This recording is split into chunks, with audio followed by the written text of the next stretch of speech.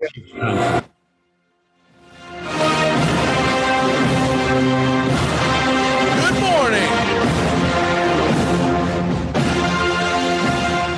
Welcome to Braves Country today. An exciting win last night as the Atlanta Braves down the Padres 2-1. In case you missed it, TOUKI Toussaint was fabulous. Absolutely fabulous. Much better than we ever expected him to be against that Padres lineup coming back, his first start of the year. And look, what else can you say about a guy who went 6 2/3? Really wanted him to get to 7 innings, but he did his due diligence. 6 2/3, 1 earned run, only allowed 3 hits the entire ball game, 5 strikeouts, did have 2 walks, but all in all, a fabulous start for Mr. Toussaint, who, if he can get it together, the biggest thing that I see is, look, you've got Muller, you've got Davidson, you got TOUKI, Enoa, Soroka. This is talking about long term. Max Fried, Ian Anderson. That means when you decide to make a move and you decide to make a big move, whatever that big move may be, a Kyle Muller is very expendable right now in a trade. Very expendable. And I think sought after. No matter how bad he's been on the major league level from time to time, he's also shown flashes of brilliance, and there are going to be guys that think that they can turn him around. They'll absolutely believe that they can turn him around because that's what coaches do. That's how coaches think. So the Atlanta Braves go into this with hoping he can get them 4 to 5 really good innings, and maybe we have to dump out the bullpen. We don't know. It could be rain shortened. We don't know. And so they put Toussaint in the first game up against Darvish. It was almost a situation when you were like, worst case scenario, he lays an egg against Darvish, who's really hard to beat to begin with his 3.09 ERA. And you dive into the doubleheader today and trying to limit damage. Now they get that big win. By the way, the Mets lost and the Phillies, they lost. The Atlanta Braves are now 3.5 games out of first place in the National League East, a game behind the Philadelphia Phillies. And they will be heading there very, very shortly. Philly lost 6-4 to the Yankees, and the Mets lost 4-3 to the Reds. I caught a lot of that game as well, and Wade Miley was superb. Garrett closed the door, although he had us a little worried there the ninth inning. We walked the leadoff runner, but they get the job done there. So what do we have going today? Today we've got a doubleheader, 12:20 Eastern. That's the first pitch. It's Paddock versus Muller. Chris Paddock is not the Chris Paddock he's been in the past, y'all. And so last time you probably saw Chris Paddock pitch was back in 2019, where he was phenomenal. He had a okay 2020, but 2021 has been a disaster. He's 5-6 with a 5.49 ERA. We have a chance to win that game, a good chance to win that game. And then Kyle Muller's going for us. We know how good he's been. He might be 1-2, but he only has a 3.45 ERA. So Kyle Muller goes to the mound, and then the nightcap, 5:20 Eastern. It's a split doubleheader. They will have Near, I believe is how it's pronounced.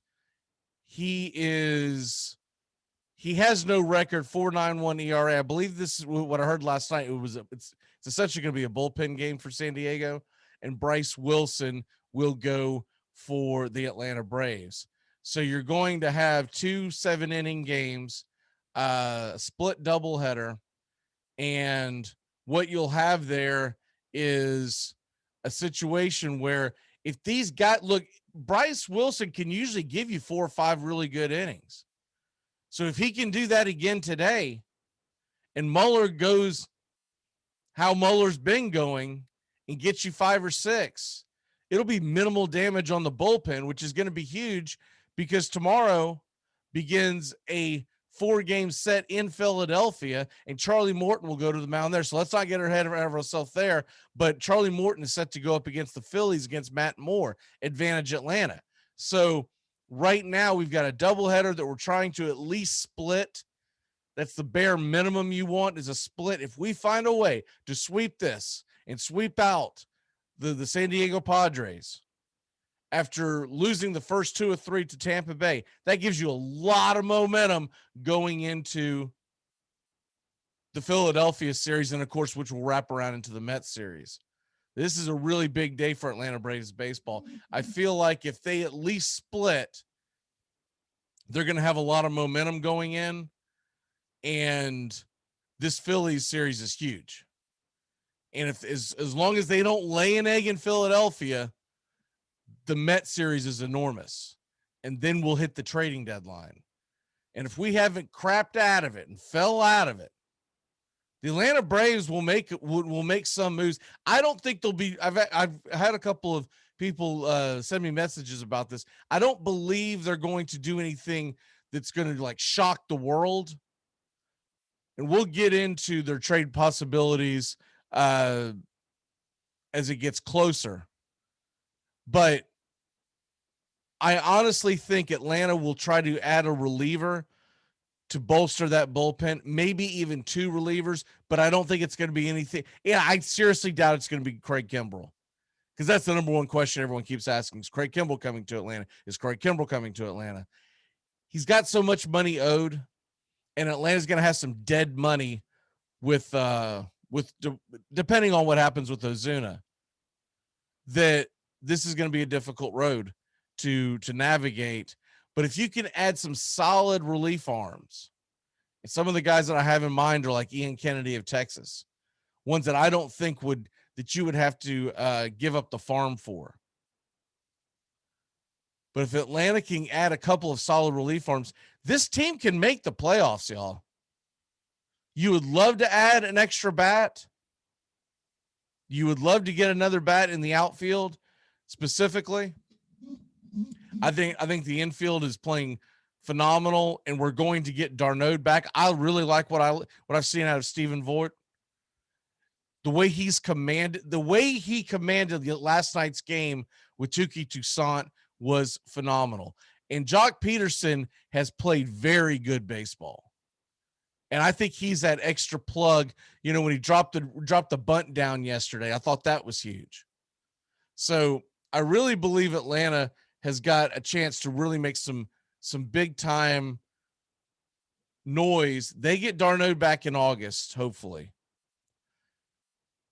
Stephen Vogt is playing pretty darn good. That gives you a righty-lefty combination at catcher.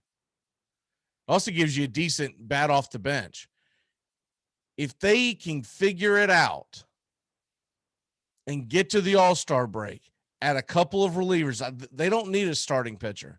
They're loaded at young starting pitching. And when you bring in a starting pitcher, you usually have to dump out the entire farm system, and I'm not in favor of that.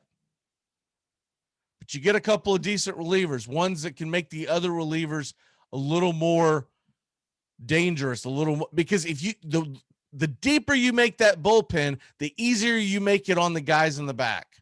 Now, last night, Will Smith and Chris Martin were phenomenal.